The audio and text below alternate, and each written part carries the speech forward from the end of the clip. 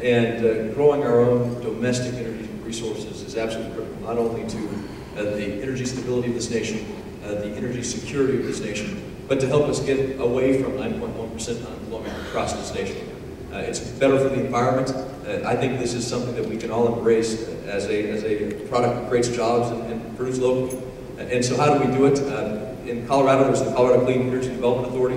One of the ways that I think we ought to improve that is to allow greater participation for natural gas development, whether that's infrastructure or refueling stations. The transportation bill that's coming up, I think there are ways that ought to be looked at. How do we use the transportation bill coming up to enhance our usage of natural gas, the infrastructure that's available for natural gas? Do it in a market-friendly way, market-based way. And so certainly natural gas, our resources here in our own backyard, are a critical component of that. And I want to make sure that some of the regulations don't go too far to push natural gas development out of this country. That's something that we also have to keep an eye on. I think you've heard now Senator Udall and Governor Hickenlooper both embrace hydraulic fracking right now. And so we've got to make sure that we are not penalizing the development of energy in this country. And I think, besides what my two colleagues have already said, that the best role for government is not to pick winners and losers, but to make sure there's a level playing field so that everyone can compete equally.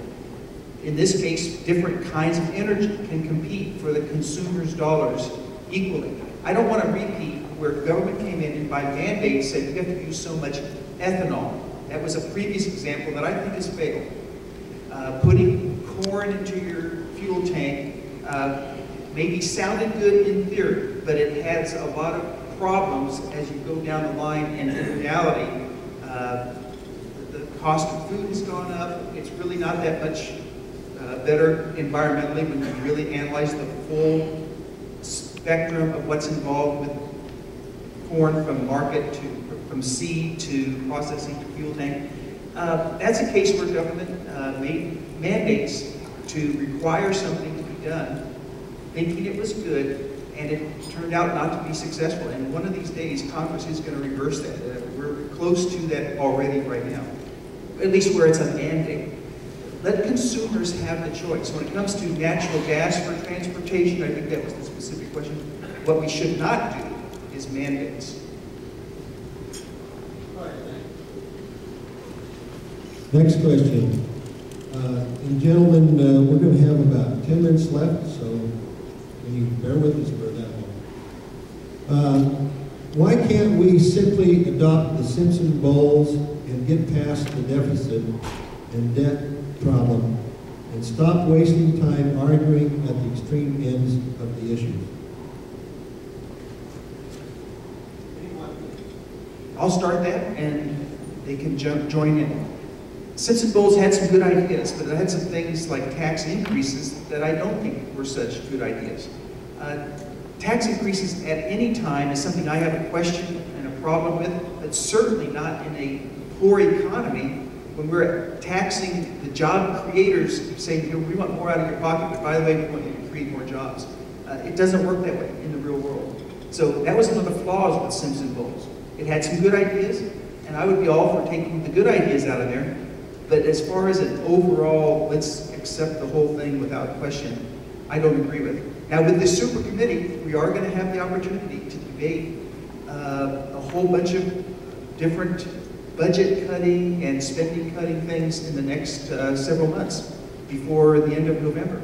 So we will have that opportunity in Congress. All parties and all people in all parties, and I think it will be a bipartisan discussion, and I look forward to that.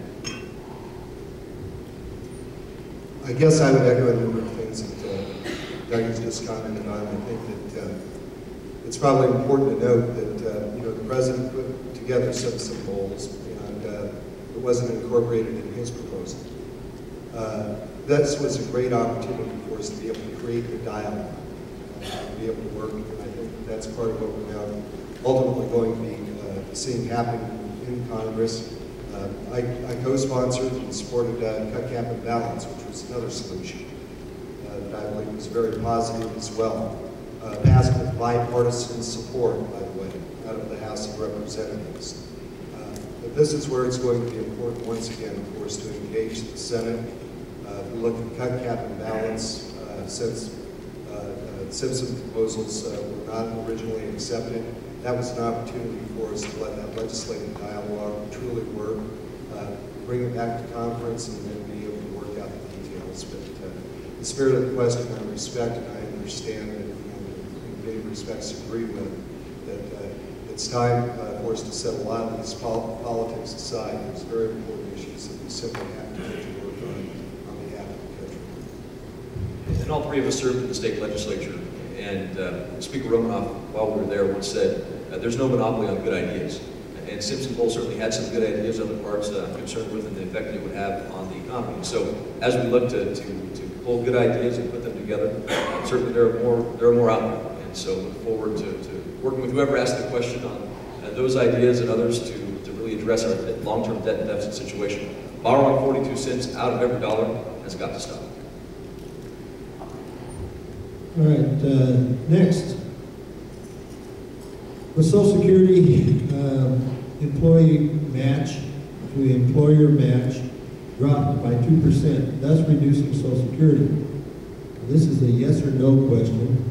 We're making it, so it's very quick and simple. Would you change it back? Yes, I mean, if I understand the question right, yes.